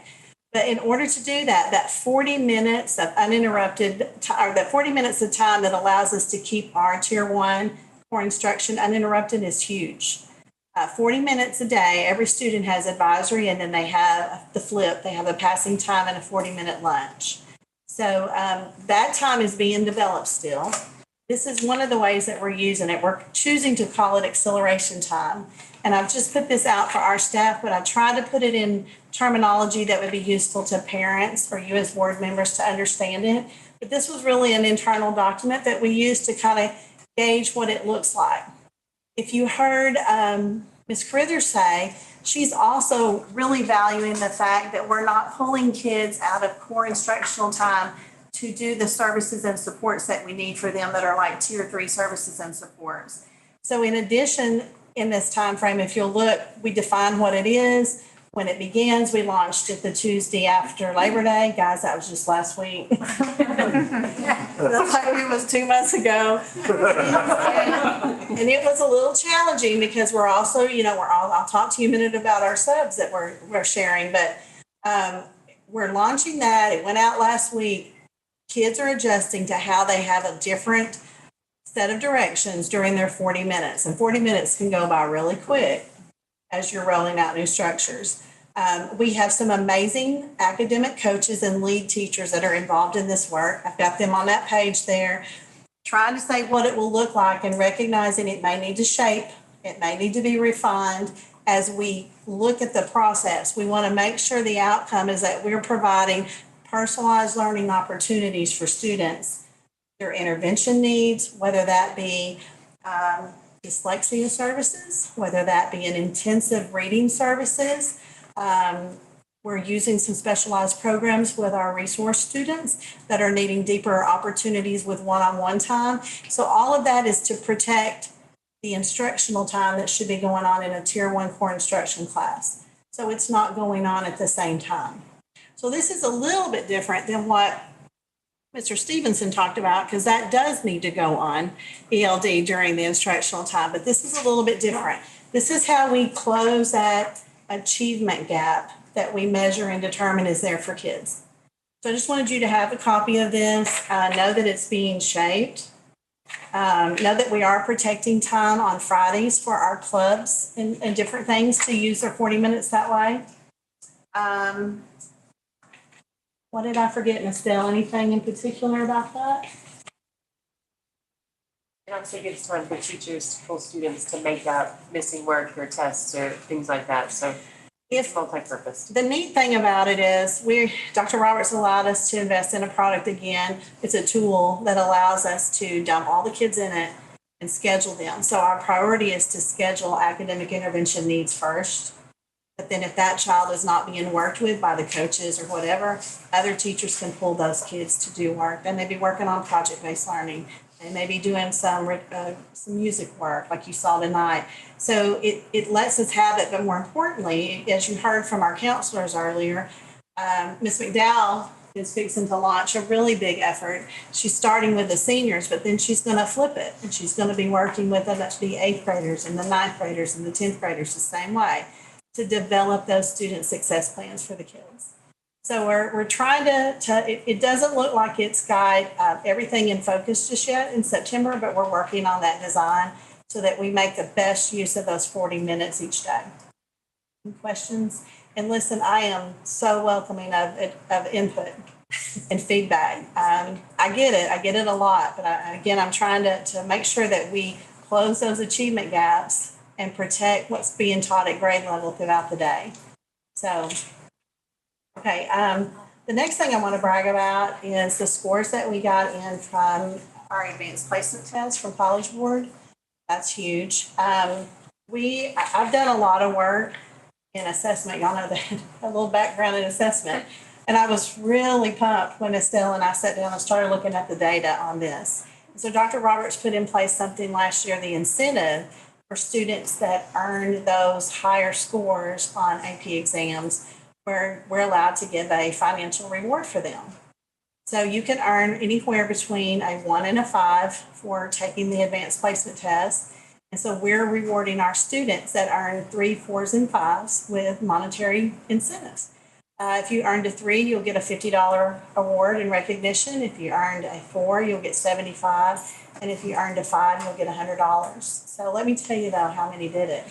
Like I printed it and I was so pumped. Well, Dr. Roberts is getting nervous now. The Department of Education provides these funds. and I'm estimating some numbers right here, but in the print you can see it's a little small. But 16 different courses in this high school that we have students set for AP exams. That's huge. Now, I don't mean there's 30 in each one, but 16 different courses. That equals what I had down the road at Springdale in some high schools. So that's huge for families. And then when I look at this, we had a total of 78 unique students test across those courses. That was a total of 123 scores because a given kid may have 3 or 4. I mean, like, that's huge. Like, that's really providing an accelerated option for kids. Out of all those scores, we had 35 that earned a 3, 24 that earned a 4, and 10 that earned a 5. So that's extremely well. And we're going to push that. We're going to set some goals and we're going to push that again, but that's huge. So that has every bit aligned with what I've seen in area schools. I just want you to know, if not exceeding. So really good things on that. Did I leave anything out on that, Ms.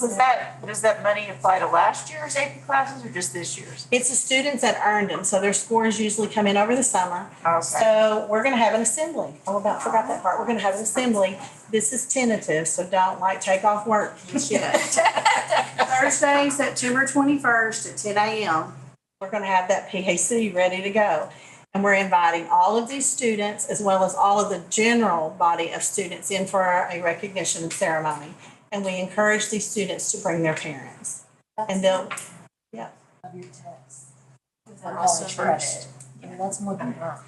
Yes, it depends on the college, but most schools, 3, 4s, and 5s, they'll look at to determine whether or not they can award college credit just for that score. So it's really good. You're going to email us about that? Oh, I won't, but I'm sure Ms. Dixon. I'm taking a hint there that I might have missed it. Okay, we have our iReady assessments. We were aiming for this week. It didn't develop. They're going to go off next week. So K-12, we're going to administer our iReady interim assessments in reading and mathematics. Those are the scores you're familiar with that give you your grade level performance metrics that you need that are part of your strategic plan. Just another measure, another metric.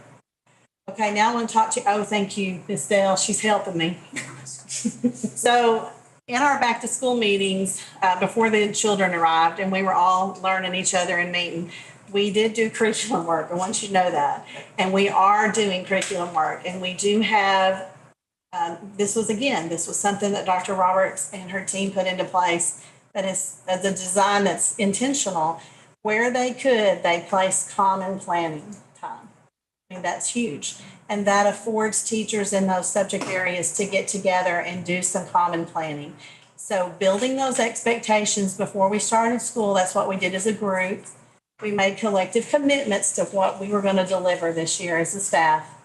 And then, someone's got to monitor that. And so we're in the middle of that right now. Those pacing guides, which I think some of you may already know about as parents, are out there on our school system website. So if you just go to the Arkansas Arts page and hit the magnifying glass and search on the word curriculum, you'll find curriculum.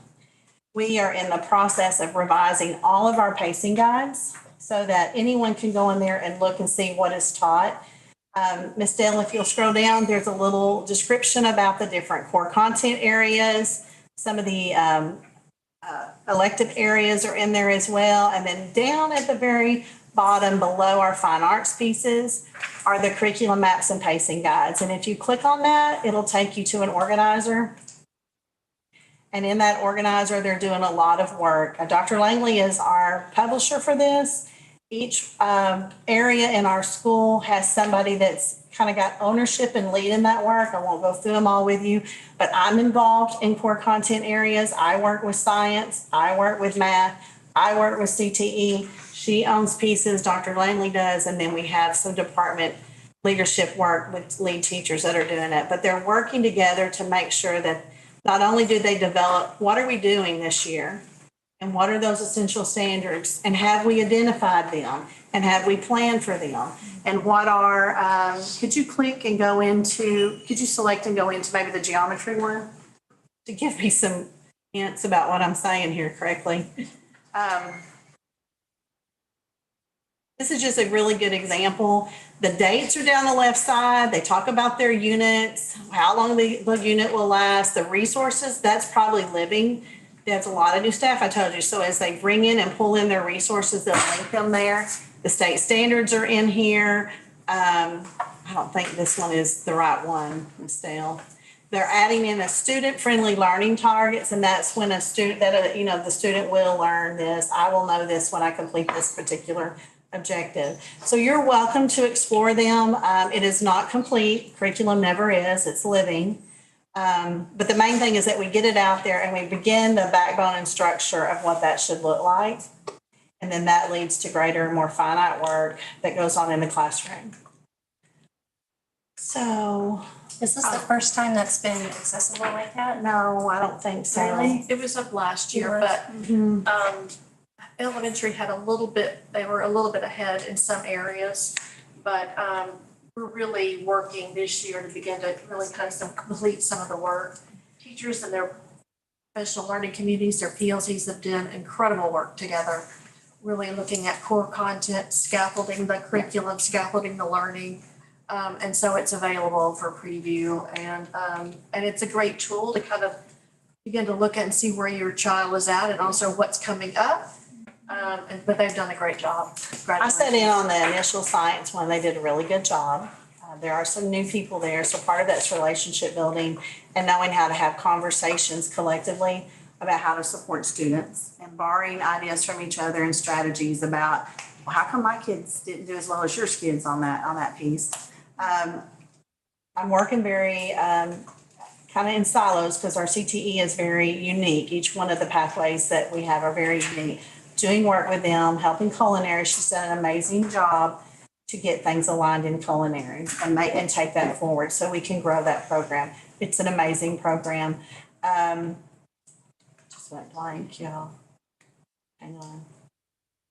It's not coming. I'll come back to it. I was going to tell you another great share, but I totally went blank on that one. But anyway, they're doing this work. They're having the meetings. Oh, the math. Let me tell you about the math. So I sat in. We have brand new math. There's a lot of brand new math coaches.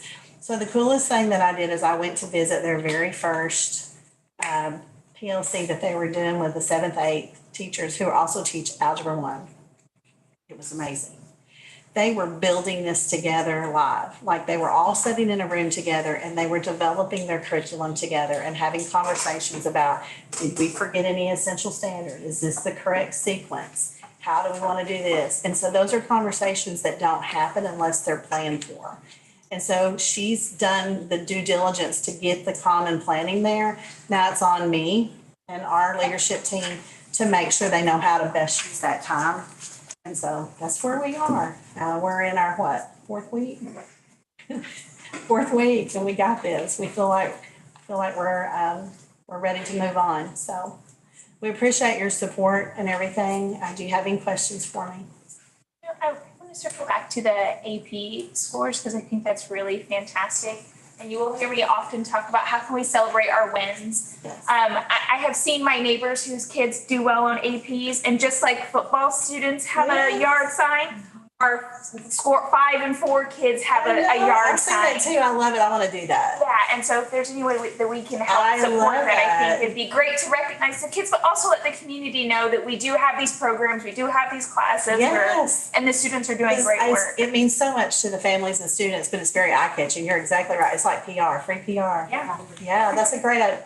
Yeah, thank you. And Lainey would probably bolt in if she were here, but she has talked about that as well. So, Yeah. thank you. Okay, I can't sit down without saying one thing. Our food service program is amazing. That not just the students, but the staff.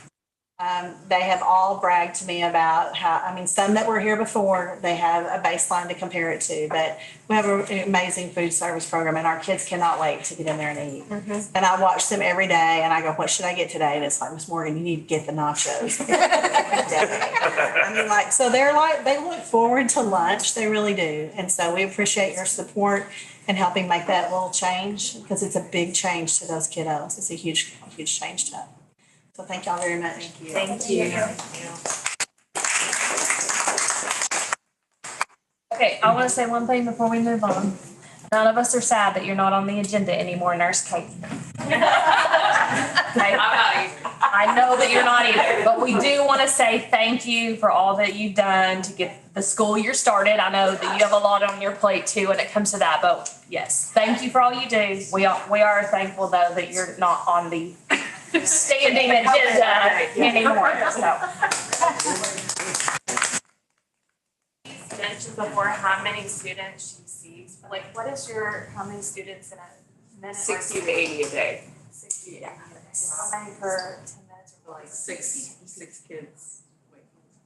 like one kid every 6 A minutes? kid every 6 minutes. That's what it was. Every 6 minutes is how. I still. And I love them. Thank you. All right, do you feel like we need to talk about staffing changes? I didn't see anything. No, the only one, and we Great. were so sorry to have her leave, is Nurse McRae. She is rejoining Northwest Children's Hospital. But our new nurse starts Thursday. The rest are cafeteria and custodial, and we did hire a finance manager that can assume 2 roles that we had at the admin office. We combined into one. Great. We're very fortunate to have her, so those are the staffing changes. All right, item number 5, comments from the public. And as a reminder, all personnel matters, discussions of Arkansas Arts Academy employees, and student matters cannot legally be discussed at board meetings. Okay? So Casey Churchill, would you like to come up and have your 3 minutes? Hi. All right. Go ahead. I'll start by saying I'm well aware that the master's tools will never dismantle the master's house, but I'm here tonight anyway for those who don't have a voice because they're so terrified because they've been forced to respect fear more than themselves. At the end of last year, over 100 parents, teachers, and students submitted a petition asking the board for more oversight and accountability regarding the mistreatment of our community by certain administrators, including retaliation against those who advocated for better working conditions, more open communication, and conflict resolution. While some steps have been taken in accordance with the desires of the community, it has not been enough. Further, the board has outright refused to implement an advisory board, claiming that it is not within their true role as board members. Pursuant to our charter policy manual, page 18, the advisory board shall act as an advisory body to the board of directors. The board shall receive issues and concerns from parents and guardians of the school's students, shall work to promote a school in the community, and to provide assistance to the school in fulfilling its goals and mission under the direction of superintendent and board of directors. The school has established through its approved charter application the advisory board. The advisory board shall be comprised of 5 members selected by a majority vote of the school board and shall serve 3-year terms. As it stands, the board and school as a whole is in direct violation of its charter by not having nor agreeing to implement an advisory board to this effect. Further, it would seem intentionally malicious that the board would continue to ignore this policy. We've been told to bring our issues here to you, but are prohibited from speaking about personnel, student, and employee matters during our speaking time. Then we're told that you have no authority to take action on any of the issues we continually bring forth. And in turn, you've sat idly by and allowed retributive action be taken against people who express grievances within a unilateral power vacuum.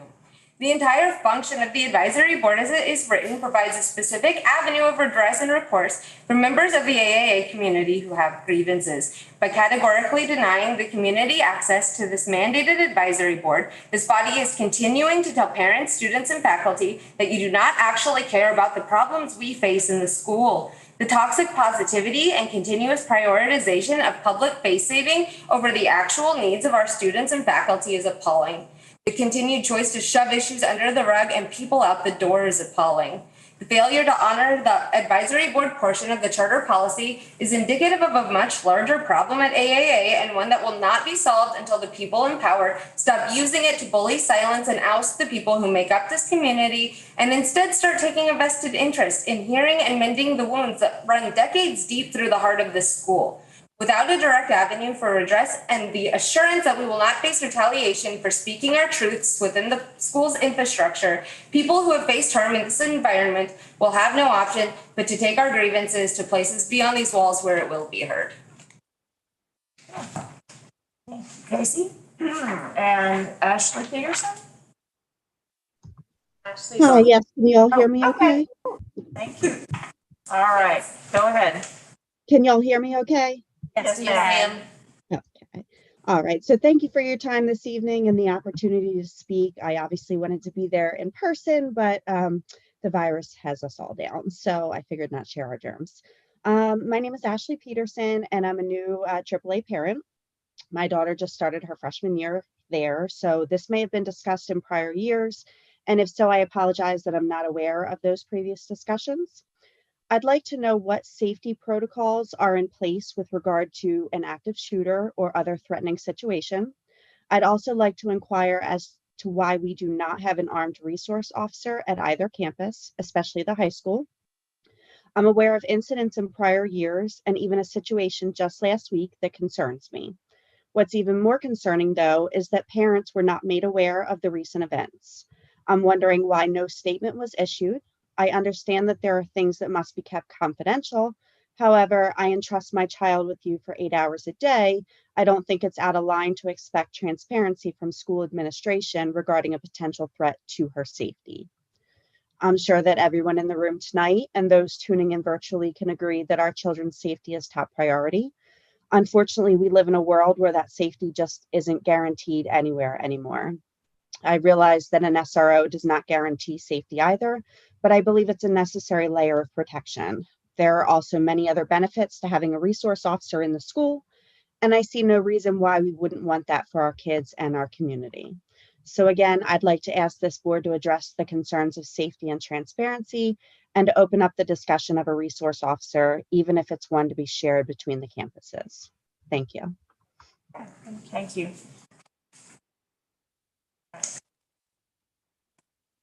Student council report? That is not in place yet. We hope to have that report at the next meeting. Okay. All right, we need to approve the consent agenda. Does anyone have any comments or questions about the minutes? No? Okay, can I have a motion to approve? Seconded. All right, all in favor? Aye. Anybody opposed? We need to approve the financials. I'm going to defer. Does anybody have any questions on that? The report? All right, can I get a motion to approve the financials? So moved. Okay. Second. Okay, all in favor? Aye. Anybody opposed? All right. Do we need to talk about the enrollment report? We only thing I was going to mention about the enrollment report is our lottery opening We still have openings at some grade levels. Pam is working diligently, got a lot of new students enrolled in different areas that had records pulled and from other districts. So we're a little bit 200 under our cap, but we still have interest. We've got an incredible team that's increasing our interest. So we're working to reach our cap. All right, item number 8, new business. The ABE Statement of Assurances. So as required every year, the Department of Education just needs the board to approve that we are agreeing to do all of the assigned responsibilities that we will do, and statements of assurances are attached. It is basically that we are abiding by state law, we're abiding by the improvement programs operated by the LEA. We are looking at children and youth that are neglected, delinquent, or at risk, recruiting high-quality teachers, providing a language program, student support and academic enrichment, and we have a McKinney-Vento homeless. Okay. We just need the board approval into our minutes. All right, does anybody have questions about that? Can I get a motion to approve? Second. All right, all in favor? Aye. Anyone opposed? All right, we already heard from Ms. Rue. So 8.3, the foundation change. So I received an response email from Mr. Small that has been carrying the torch of the foundation for several years now. He no longer has a student in the district and was reaching out to see how he could pass the torch off. In the meantime, we've got an incredible person that's willing to take the role and come forward. You said incredible person. I didn't know. So this is Steve Foster, who is going to resume the role as president of the foundation. And we're so grateful. Yes. We have this opportunity now to use the foundation and really gather some fundraising efforts. The CEO has the responsibility really to place a person on the foundation to work with Mr. Foster, and I have placed Mr. Aaron Jones. And Aaron is now going to help Mr. Foster gather up membership so they can operate as a foundation. So thank you so much for being willing to do that. Thank you so much. Oh, yes, no problem. Looking forward to it. Thank you so much. All right, 8.4, the ABE process. So I wanted to provide you, I know the LEARNS Act there's a lot of things in the works and the rules haven't been promulgated and there's a lot of unknowns, but I wanted to provide you a graph that was given to me on just the process involved with how those rules come down. So it is a process. When the law takes place, then it's the responsibility of the Department of Education to promulgate the rules. So what they do is they put together committees to really look at, here's the law, what are the rules and guidelines we need to follow it. And they have done that with all different work groups. Once those rules get in place, then they have to take those to the governor's office. The governor's office approves the rules, and they begin rolling out those rules and requirements to all the school districts. So it is a process. Some of the components of the LEARNS Act more timely, got approved quicker, but now we're still rolling into the rules of some of the more sort of substantial, the Atlas test that's coming up. They're in the process of finalizing those rules, so they have like a prioritization timeline. But I wanted you to know that what that looked like, and then their internal process. We've got the second page kind of talks about the rules that are still sort of withstanding within the LEARNS Act, and the ones that really apply to us. And for the most part, we've got what we need as far as the testing and some of our performance goals, their desires for the literacy piece, K2, the teacher compensation, which we're already using. We don't know exactly our facility funding for open enrollment public charter. And then they're still working out the details on some of the school funding amounts and some of the loan programs and concurrent credit scholarship programs. So it gives you a little bit of insight on what that looks like and how they develop their timeline. Questions on that? All right. Number 9, any discussion of items since publication of the agenda? We need to approve this year's budget. I do, and I passed everyone out the sheet that I had, the 2-page. I'll give you a copy. I probably got it. This one somewhere. This one. Sorry. I was looking at it at a different point. We've got lots of papers here. We do have lots of papers. Okay. So as you guys know, with charter budgets, there isn't a lot to decide because we get per student funding that really is a lot less than we need. Almost all of it goes to our salaries line. So of course, we turn in a net zero budget where our revenues equal our expenditures. And just like every year, you know, it's our salaries that are the most. I think it's important to point out that every year we have had a surplus. We've ended the year with a surplus. I don't have that chart. I don't know what I did with it. I have a chart for you guys that I'll email you, and it shows that last year, even through all the craziness, Dr. Roberts and her team did grow the surplus. We roll the surplus into the budget for the next year. What's particularly important about the fact that she grew it last year to roll into this year is that we no longer are getting COVID money. So we decided as a board, and they decided as an admin team and brought to us, and then we approved as a board, the pay increases for everyone. As we talked about when we approved that, the state is not funding all of the pay increases that we approved, right? So there's some very specific stipulations on what they would fund for that minimum 50,000 as well as the additional 2,000.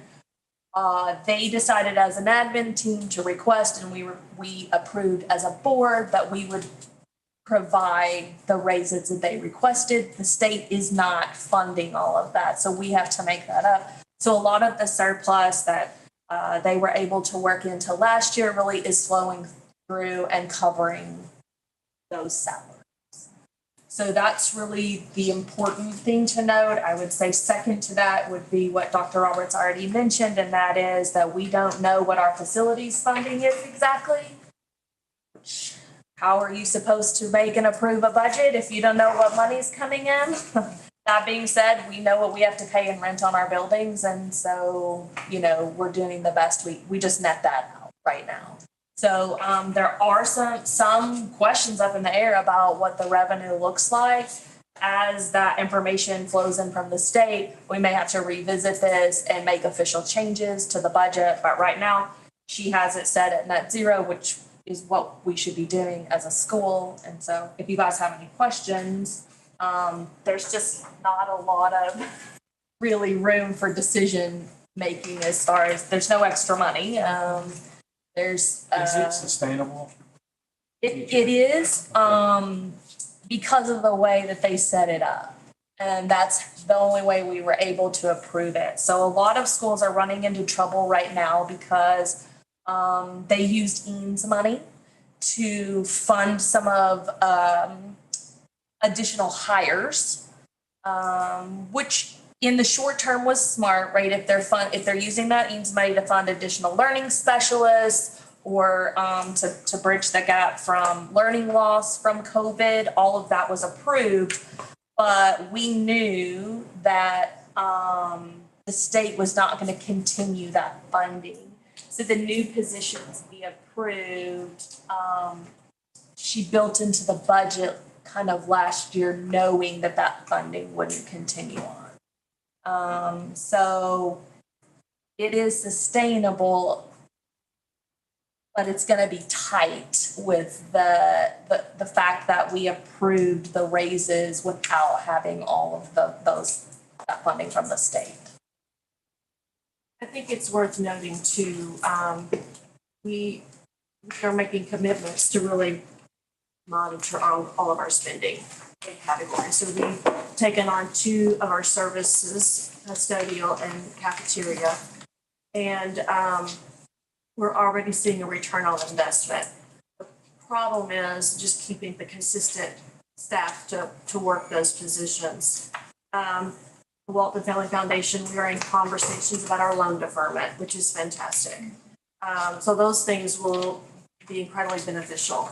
We're gonna make a focused effort to reduce the number of subs we use. Last year, we spent $100,000 on subs. So we're really working on how to do that in a mindful way. The high school is already navigating what that looks like with teachers using some of their extra planning. So at the high school, they have more than double the amount of planning time required by the state. And so they're going to be able to use some of those times and push into classes, which in reality just helps build a stronger school culture anyway. So we're looking at all sorts of measures like that. Some of the programs we've gotten for the counseling program are safety enhancements coming from grant funding. So we'll continue to do grant funding. We'll hopefully have success with our foundation, but in the meantime, what we've got right now is sustainable. Increased enrollment is fantastic, but what we've got is sustainable. Our plans for pulling out for a middle school and adding in the preschool component, that's going to be incredible. That's how we're gonna grow, Yeah. and that's how we're gonna be able to move forward, really is to increase our enrollment. That's where we are, we're really at a place where adding the 100 kids that we're short this year is not a significant enough amount to really cover what we need to cover, so we need to kind of be in the growth mindset now. I think it's also important to know, I don't know how far you guys dug into the financials that Renee sent, but just like everybody else, we're over in utilities last year and we're over in fuel last year. I mean, it is what it is. There's some things that we can't plan for. I think our cafeteria staff has done a really good job to kind of bridge that gap for the really much higher food costs. They're still providing better quality Fresh food, which, as you know, Right. lasts a lot longer than if you purchase something frozen that you have to freeze and refreeze. So everyone's kind of looking at an operational mindset of how can we do great work, but how can we watch all of our costs and streamline. But the big discussion next is gonna be, we have to grow enrollment to be able to do anything else because the budget's tight. Anybody else have any questions about the budget before I entertain a motion to approve it? Somebody want to make that motion? I move that we approve this budget. Can I get a second? Second. All right, all in favor? Aye. Anyone opposed? All right, thank you. Do we have any other items to discuss? Not under that topic. Okay. Now, do we need to go to executive session? Just briefly. Okay, very good.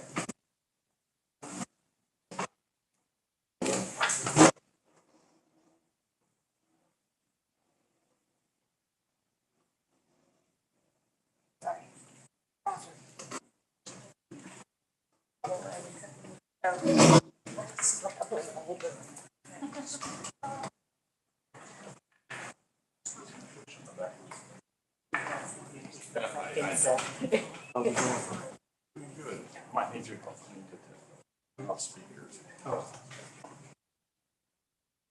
Since I'm not musically inclined, turn the speakers on wrong.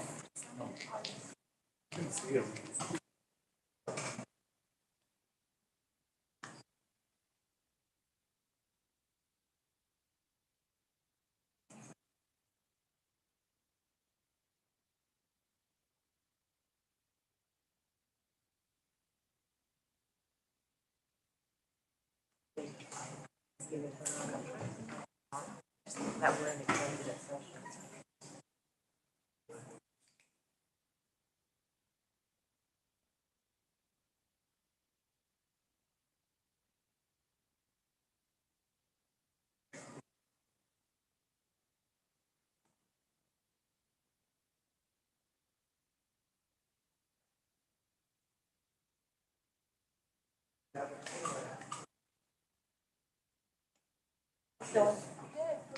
Good.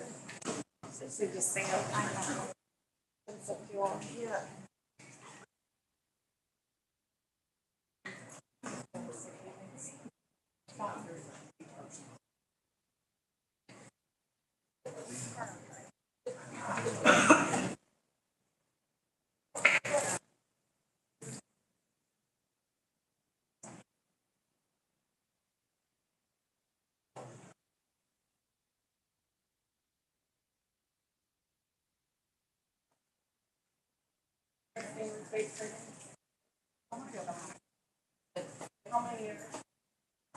We go back to the room.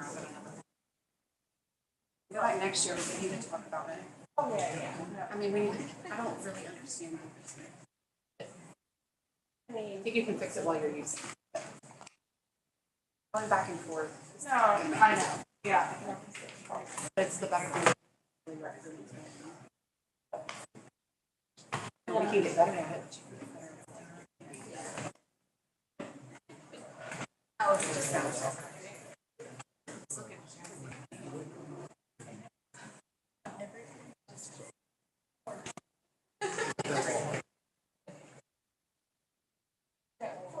Susan, thanks for, I really appreciate it. It's already on the way, that one, I'm still working on that, yeah. on the curriculum. We kind of got into everything today, so it's in the works. We're back, she's got access to the Okay. No problem, but thank you on the other one, I really appreciate it.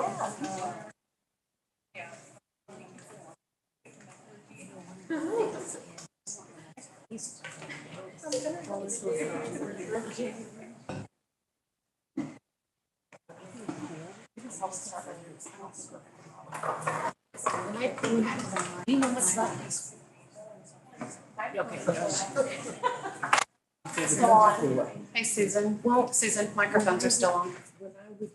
Jamie, microphones are still on. Mute it up, then they're over, it's on that one. Yeah, they're hearing us right now. Yes.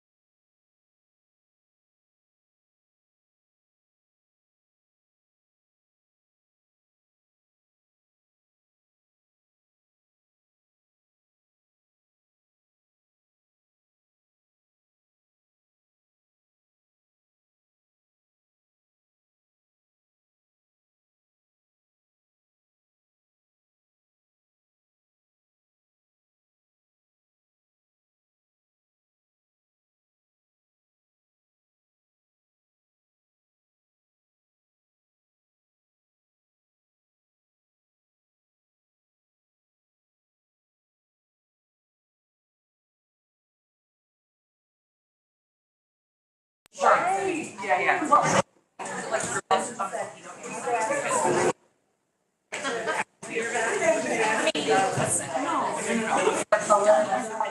Okey doke. Alright.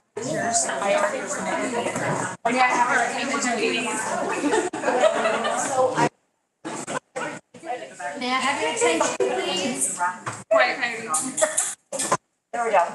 Okay, we did not generate any voting items during executive session, so unless someone has anything to add, I can take a motion to adjourn. So moved. All right, who wants to be the second? Second. All right, who's first? All in favor? Aye. Anybody opposed? Great, good night. Have a great evening. Okay.